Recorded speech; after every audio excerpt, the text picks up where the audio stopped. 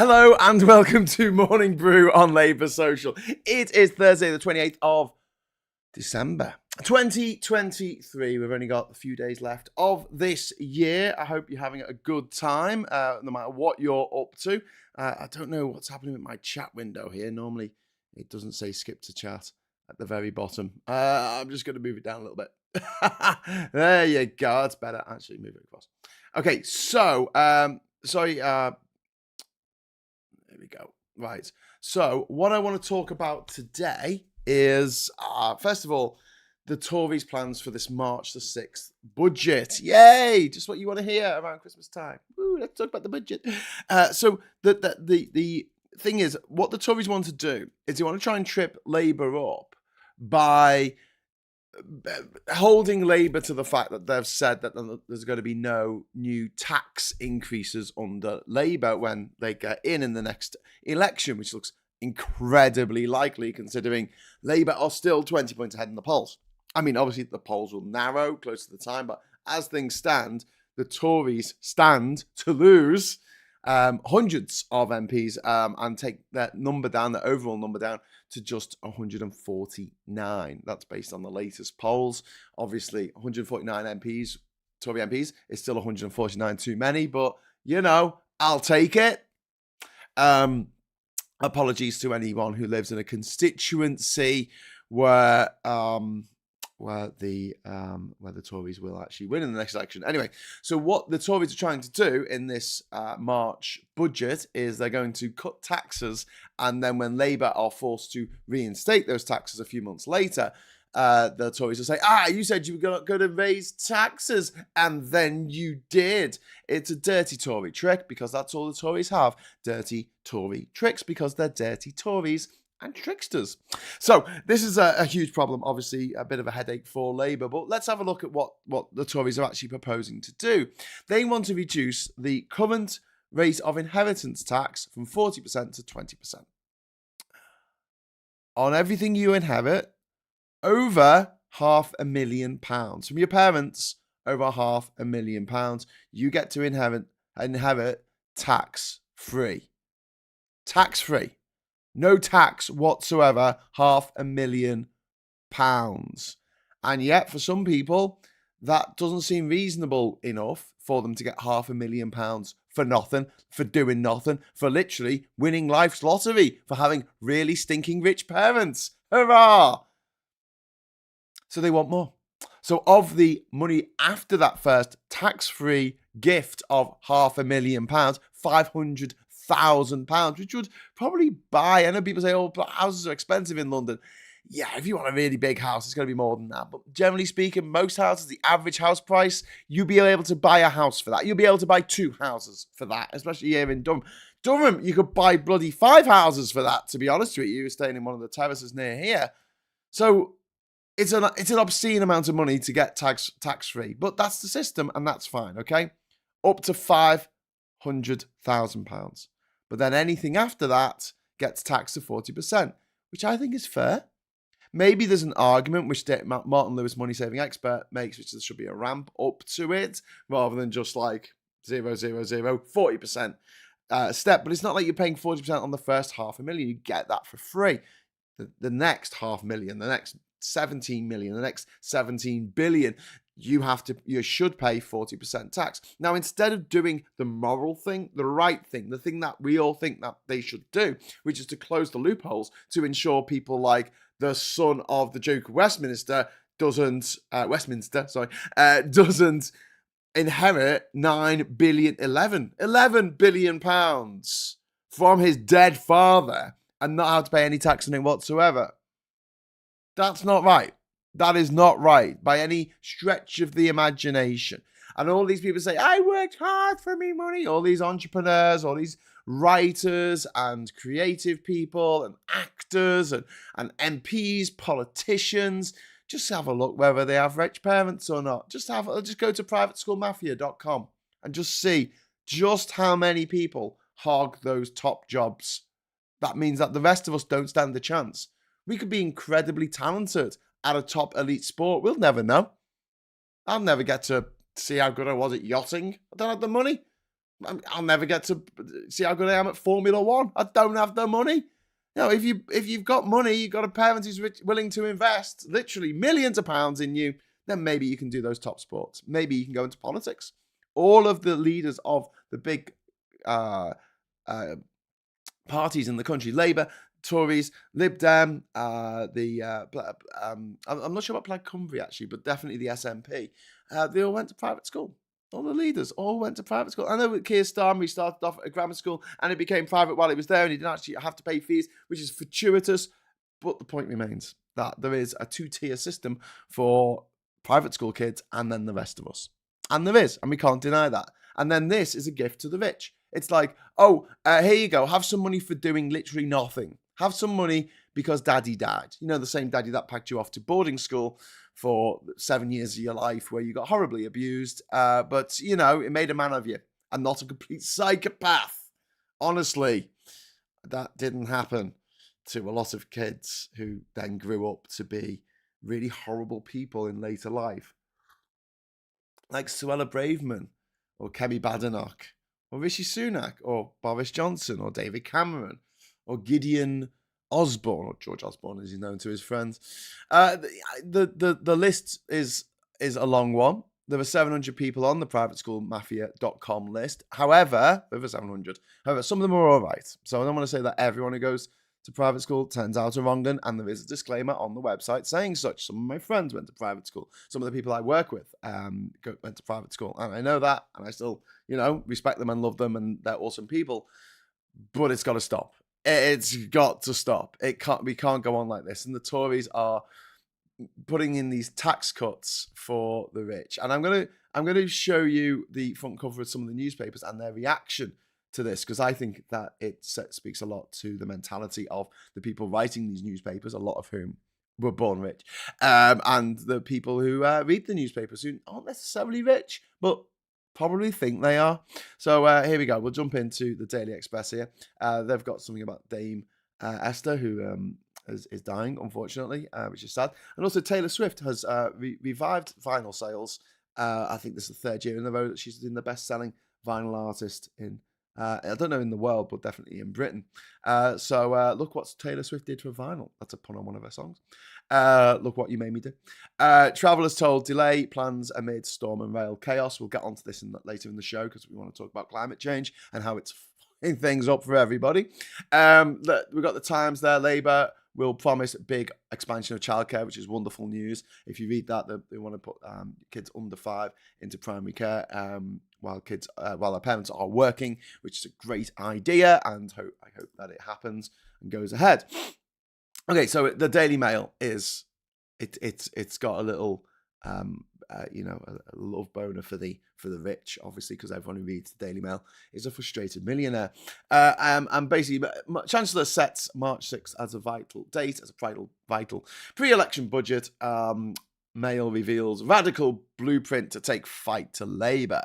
And we've got Hunt plan to slash death tax by half. So instead of paying 40%, you only have to pay 20%, because the last thing we need is more money coming into the exchequer to pay for all the public services and maybe the NHS backlog, maybe the fact that in 2010, and maybe you want to tell your Tory voting neighbours this, who were waiting for a hip operation.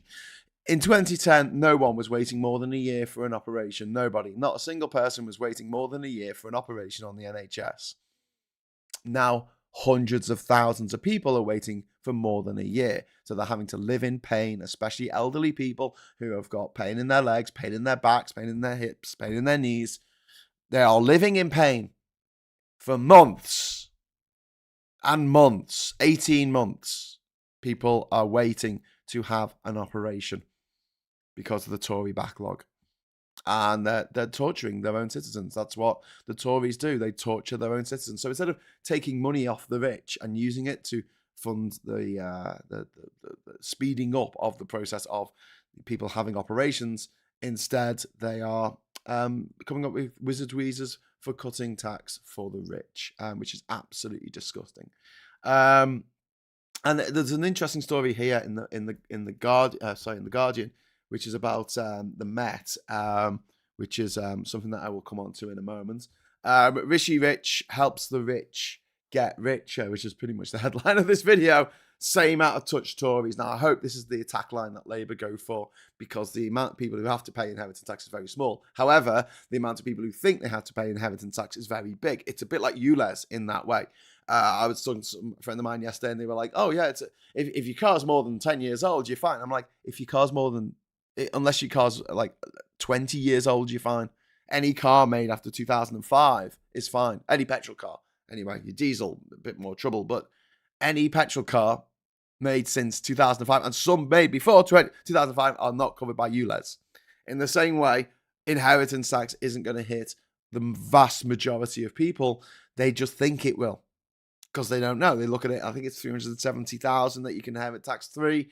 But if it's coming from a parent and a property is involved, it goes up to $500,000. And also there's another loophole that, if once both your parents die, you can technically get £1 million tax-free, because you get 500,000 from each parent, and you don't have to get it all at once as soon as one of them dies. It is a tax on the filthy rich getting a windfall. It's a windfall tax. That's what it is. It's a windfall tax, and Tories want to cut it. Of course they do, because this little gobshite here, Rishi Sunak, is worth £700 million, and him and his wife, and when they cark it, they don't want their children paying tax on at least 699 million of that 700 million fortune. This is a tax cut for Rishi Sunak's kids, for his family. Doesn't care about yours. Doesn't care about your family using food banks, not earning enough, doing 7 jobs and still not having enough money to put food on the table. He doesn't care about that. He doesn't care about your nan waiting 18 months for a hip operation. Doesn't care about that. Doesn't care about your family. But if he can, change things for his family, well, he's up for that, isn't he? And then we've got the star here leading with the Storm Garrett chaos, which I'm going to come on to later. Gridlock! It screams. So there we go. That was a little bit of a roundup of the papers there, talking about this ridiculous inheritance tax slashing, which it's interesting that the left-wing newspaper, the Mirror, leads with, "Oh my God, the Tories are the worst people on the planet," and the Daily Mail, the right-wing leaning paper, the worst paper in the world, is leaning on the at last tax cuts to the rich, because they have it so bad, they have it so hot, they have it so hard, don't they, the rich? Admiral says inheritance tax should be 90%. I couldn't agree more. Hi, Mum. My mum is watching. Hi. Everyone say hello to my mum. And also, we've got Larry the Cat in the chat. We've got Audrey McGreedy. I wish people would talk about Sunak's role in the banking disaster. Well, let's talk about it for a moment there, Audrey. So, Sunak was a city banker and in a hedge fund. Now, hedge funds make their money by gambling, betting that companies will be destroyed, and their interest in a particular company accelerates their destruction. What a wonderful way of running your life. Vulture capitalism. Anyway, Rishi Sunak and his banking mates basically helped the credit crunch happen, the global financial collapse of 2008. It was Rishi Sunak. Well, it wasn't all Rishi Sunak, but it was Rishi Sunak and his mates who made that happen, costing the British economy trillions. There's no two ways about it. Our economy still hasn't recovered from 2008. It hasn't grown since 2007. It hasn't grown. Our economy hasn't grown. Our population has. Our economy hasn't. Our population has grown by more than 12%. And yet our economy hasn't grown at all. So think about it. Less money for everyone. The smaller slice of the pie for each individual person in this country, except for the filthy rich, who are laughing now because their inheritance tax is going to be slashed. So, and then Labour are going to have to put it back up again. And this is a trap that the Tories are setting for Labour. It's very transparent, because Labour are going to have to put the inheritance tax back where it was, because they're going to need all the help they can get when they get into power, because the Tories have just demolished the place on the way out. They have just absolutely trashed the place. My mind always goes to the Portuguese pullout of Angola and Mozambique, where they did hideous things. They set cars on fire. They set buildings on fire. They poured concrete down wells on the way out in 1975 because they were like, oh, well, you don't want us here. Well, we'll just trash everything on the way out then. Ha! Which led to instability and wars, civil wars in Angola and Mozambique for the following 30 years. I mean, this is what the Tories are doing now. It's a scorched earth policy. Which is disgraceful. Everyone's saying hi, Graham's mum. Mrs. Hughes to you says, Hugh, not to me. It's mum to me. Freckle Puny, hi all. Not feeling 100%. I got 4 just before Christmas and much tendons just above the knee. We'll need an operation in the next few days. I'm sorry to hear that, Freckle Puny. That sounds really painful. That's a bit crap before Christmas, isn't it? Don't mention pies. Liz Truss wants to grow a pie. You can't grow freaking pies, you make them. Says Asmal. Well, Mike Graham on Talk Radio thinks that you can grow concrete. Concrete, ladies and gentlemen. Concrete. Yeah, and Audrey saying get well soon, Freckle Pooney. I agree. Christopher Bowl says we know Rishi and his wife will go back to being Indian non-doms living in California once he's no longer PM. Well, that's the thing. I don't know about inheritance tax in America, but I assume it's going to be the same as if you win the lottery or if you win any kind of prize, you get taxed up 40%.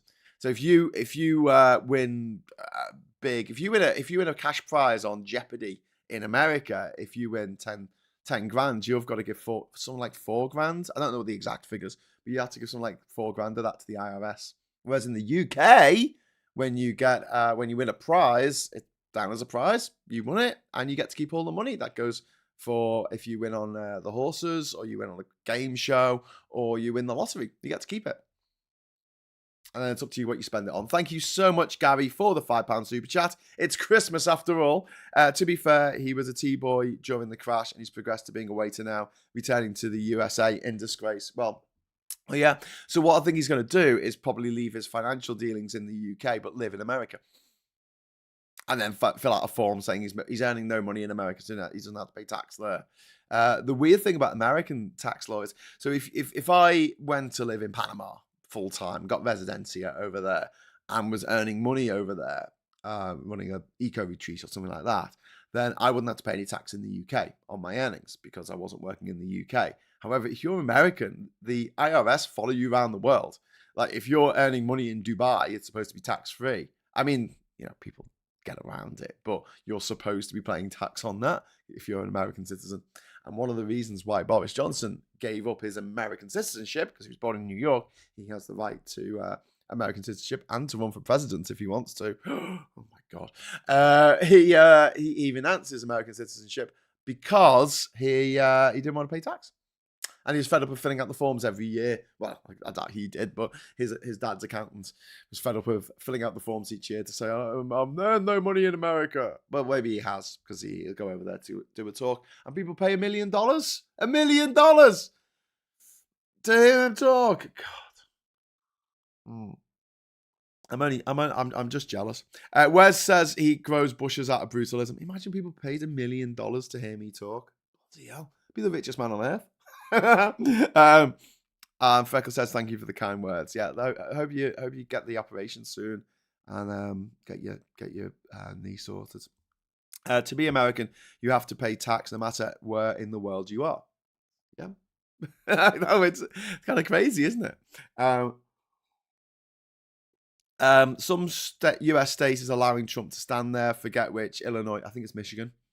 Michigan allowed it, but Colorado has said no.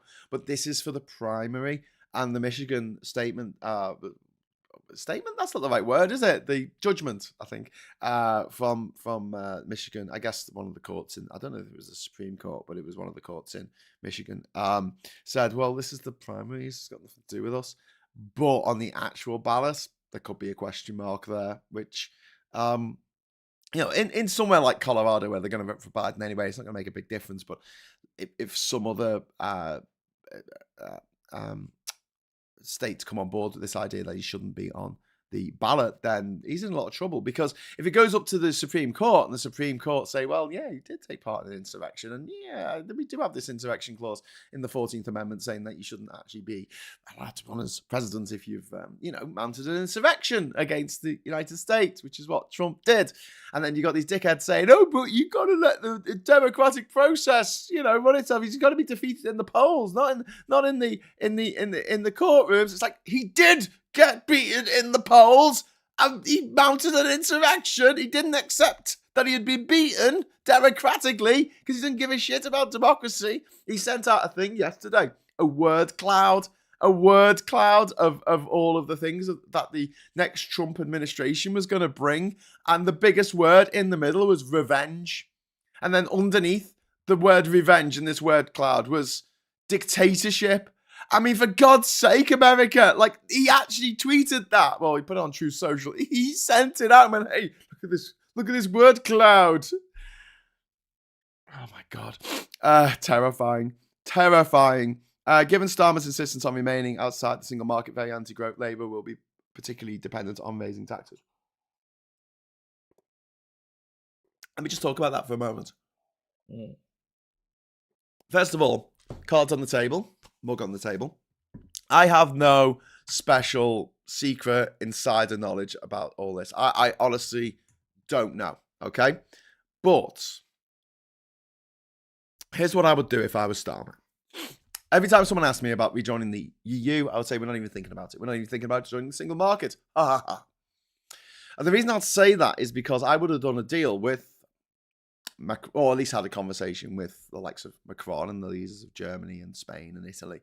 I had the conversation with them that goes along the lines of, let's make a thing that is a bit of an outer orbit of the single market, where you're kind of in the single market, but we're not going to call it the single market. This is a ploy that I thought of years ago, where I thought, why don't they just, introduce the euro into the UK, but just continue to call it the pound? Like, no one would notice or even care. Suddenly they'll be able to, buy more stuff. I don't know how it would work, but basically you could either peg the pound to the euro, which is kind of what the exchange rate mechanism was supposed to be, but it was a bit more complicated than that, and it didn't work. Or you could, just keep calling it a pound, even though it's a euro. It's just a pound is worth a euro, and everyone knows it. It's a way of getting around it. So if there's a single market in all but name, we can join that, and then Starmer hasn't lied, and he hasn't spooked the chickens in the chicken house. And all the Brexiteers all absolutely terrified of the idea that the EU is going to come and take away their cups of tea and their polar bears, which is something that the Leave campaign told them was going to happen, because they're filthy liars. Also, Jacques Delors died yesterday at the grand old age of 98. So we had good innings. The good news is that Dick Van Dyke is still alive. But yeah, Jacques Delors, one of the architects of the EU, who often butted heads with Margaret Thatcher. But, they worked together, and arguably both of them helped, well, definitely Jacques Delors, but even Margaret Thatcher helped found the single market because it was a good idea. As Femi often explains, if you have 30 different territories and each of them have different regulations, different rules on packaging and contents and ingredients and all that kind of stuff for whatever you're making, and it's just a nightmare to sell around that market if they all join up and say, hey, we're going to have one system, one regulation for all packaging, for all contents, for the ingredients, what you're allowed to use, what you're not allowed to use. And then once you make that product, you can sell it in all 30 different markets. It just makes logical sense. That's a single market at the end of the day. It is a lot more sensibler. You mean like the ERM, which failed because we did it as West Germany was trying to develop East Germany? Yeah, Christopher. I mean, it would be after that, but not quite the ERM. If we wanted to take the euro, I'm just trying to think of ways of getting the euro introduced in the UK without the gammon getting too upset about it. And one of the things they wanted was to keep the Queen on their money and little portcullis and whatever, and £5 to not 5 pence pieces to not be so small and fiddly. Delors was a victim of the Sun's most famous headline. That was Up Delors, wasn't it? Up yours, Delors, or something. Bloody scum newspaper. I think the most famous headline of the Sun was when they printed the truth and then lied about what the Liverpool fans did at Hillsborough. in the most disgusting way, saying they urinated on the dead. No, they urinated on the ambulance services when they were tending to people who were dead and dying. And they stole money from the dead. That's what it said on the front cover of the Sun newspaper. Something for which Kelvin Mackenzie, privately educated, of course, has never, that vile slug has never apologised. Never properly apologised. Bastard. But yes. And there's also Gotcha when the Belgrano got sunk, the flagship of the Argentinian Navy, and also there was it was the Sun what won it. Also, in the 1992 election, they had a picture of the then leader of the opposition, Neil Kinnock, inside a light bulb, and it said, if Labour win, we're the last person to leave Britain, turn the light out. So some famous headlines there from the Scum newspaper, which made people do what Murdoch wanted them to do. Apparently, Murdoch stood back from power at the moment at the grand old age of 93. But it does sadden me that we've lost so many great people over the years, especially 2016 was dreadful for losing people I loved and respected on TV, and singers, just brilliant people. And yet, Rupert Murdoch still walks the earth.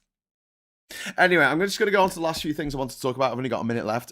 So people losing faith in the Met. This is to do with domestic violence, victims who don't want to call the police because they don't trust the police. This is why it's absolutely imperative when Labour get in, one of the things they have to do is break up the Met.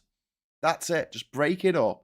There's 32 boroughs in London. Okay, we'll make 16. Make 16 separate police forces. They can share information and data and stuff like that, but you won't have a situation where things are so big and so unwieldy that you just cannot run it all as one unitary authority. That is the Met Police. It's too much. It's too big. And when you do get rotten apples, they lie there making the whole barrel go rotten for many years before anything can be done about it, just because of resources. It's weird because, in a way, it's some things like the railways would be run a lot better if it was just all run as one thing, whereas something like policing, community policing, would be better run as a thing that is run locally. If you want to think about the things that police need to do, it's just breaking up fights, stopping assaults, putting bad guys in jail, burglaries, dealing with car thieves, dealing with people selling drugs, county lines, all that kind of stuff. It makes more sense for the police to be operating in the local areas and to know the local areas really well. That's great. For sort of bigger crimes, I mentioned county lines there, but, for big drug dealers, have a special drugs task force for the whole of London, which works with the local individual borough police forces. Fine, but the Met needs breaking up. Another thing with just that's sort of the practicality, but also the psychology of all this. People don't trust the Met because they saw what happened to Sarah Everard. They saw what happened to Patsy Stevenson at the Sarah Everard vigil, in which 3 male police officers pinned her to the ground for holding a bloody candle at a vigil. They see this. They see the serial rapists that have been in the Met, that the Met have covered for. They see the corruption at the heart of the Met. They see there was a guy called Daniel Morgan, a journalist called Daniel Morgan, who was murdered in the 1980s, and it was a stitch-up between the Met and God knows who. And yet Cressida Dick, privately educated, of course, she was running the Met. When she was running the Met, years later, this is the woman who gave the kill signal for killing Juan, I'm going to get his name wrong, de Menezes, the Brazilian guy who got murdered in 2005 by the police in the underground station, Stockwell, was it? I can't remember. Should have all these facts at my fingers, but I'm sorry, Charles de Menezes, wasn't it? Someone's going to tell me in the chat, I'm sure. She gave the kill signal for that. And not only that, when they were investigating Daniel Morgan's historic murder and looking into police corruption, she withheld information. She was still defending her police officers over, over the family of Daniel Morgan, this guy who died in the 1980s. They were still protecting their own. And that's got to stop. That has absolutely 100% got to stop. And we need to get faith in the Met, in police officers again. And we start that by breaking up the Met, because then you won't be dealing with the Met anymore, because the Met has become a toxic brand that nobody wants anymore. Nobody wants it. Nobody wants it. And the fact that the head of the Met, the new one, won't acknowledge that there's institutional racism and institutional homophobia and institutional transphobia and Islamophobia and anti-Semitism in the police force. Oh, I'm not accepting that. Not accepting that. It's like, just accept it, mate, because then you could do something about it. You know, the whole joke about how many psychologists does it take to change a light bulb? None. The light bulb has got to want to change. It's true. If you don't ask for help, if you don't think that you need help, I should say, if you don't think that you need help, you're never going to get the help that you need. It's the same with the Met. If they don't acknowledge the fact that they are institutionally racist, a group of police officers who will pull over Olympic athletes with the child in the back of the car and smash the window because they want to stop and search them for no reason whatsoever other than the colour of their skin. It is a racist force. Acknowledge that. Deal with it, but they won't. So, Sir Mark Rowley, is it Sir Mark Rowley? No, that's the head of the Bank of England, isn't it? Anyway, Oval. It wasn't Oval Station. It began with S. Jean-Charles de Menendez. Thank you very much, Patrick. I was nearly there. Okay, so very, very quickly, because I've gone over time, I just wanted to talk about the storms that are coming in. Please stay safe today. Parts of the country are going to witness very strong storms. In Manchester, in Stalybridge, yesterday, there was a tornado. It damaged 100 homes. A freaking tornado, right?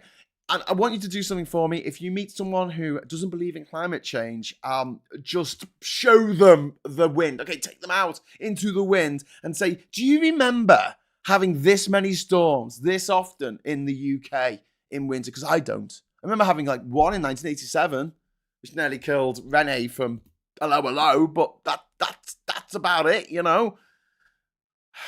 Terrifying. And meanwhile, Rishi Sunak and his oil conglomerate mates are opening up new oil fields in the North Sea, like, you know, let's burn what we've got left, like nobody's business. And then I just wanted to mention Labour's big expansion of childcare, which I'm really, really supportive of. That is a huge relief will become a huge relief to many new parents out there who are really, really struggling. Because back in the 1960s and 70s, when all the boomers, you know, got all their ideas and prejudices, you could live very comfortably off one income, and the other parent could stay at home and raise the kids. You can't do that anymore. You can't do it. You just can't. You need two incomes. You need to be in a two-income family. You've got to. Or you can't afford the childcare. You can't afford things for the kids. Both of you have got to be working. And if you're both working, who's looking after the kid? Well, you got to put them into childcare. How much? How much is it? An insane amount of money to get someone else to look after your kids because you've got to work. And it's one of the reasons why we need universal basic income, but that's still yet to come. Cressida Dick was a strange one, wasn't it? Near Brixton, near Southwark, Borough area, wasn't it? Storm names are up to the letter G, and it's only December. The 87 storm almost killed my granddad. Oh, bloody hell, Alec. Well, you know, he got it out of that, though. I'm glad he didn't actually die. Thanks, Graham and chat. Have a good day as possible, considering the state of affairs in this country. I would like to echo Audrey's sentiments there. Absolutely. I hope everyone has a groovy day today in this whole Twixmas that we are experiencing at the moment. We don't know what day it is, don't know what time it is, don't know whether we're allowed to have a drink at 10 a.m. because it's Twixmas. But if you do fancy having a drink at 10 a.m., that's up to you. But maybe you should leave it for a little bit and then have a big one at New Year and then decide never to drink ever again and then break that promise by about, I don't know, the end of January. As most of us do. Even with two incomes, it's impossible. Yeah, you're absolutely right. Patrick, you're absolutely right. Anyway, Stockwell Tube, July 2005. Thank you very much, Richard. I thought it was Stockwell. Did I say Stockwell? Or something like that. I knew it began with S. Okay, so I'm gonna head off now. So thank you very much for the super chat and also for the chat. And I will return tomorrow morning at 9:30 for another round of Morning Brew. And then hopefully I'm going to be doing a roundup of the year over the weekend, which you're all very welcome to join me for. And until then, I'll say thank you so much for watching. And until next time, I'd just like to say hello, good evening, welcome, and goodbye. Oh, don't forget to like on the way out.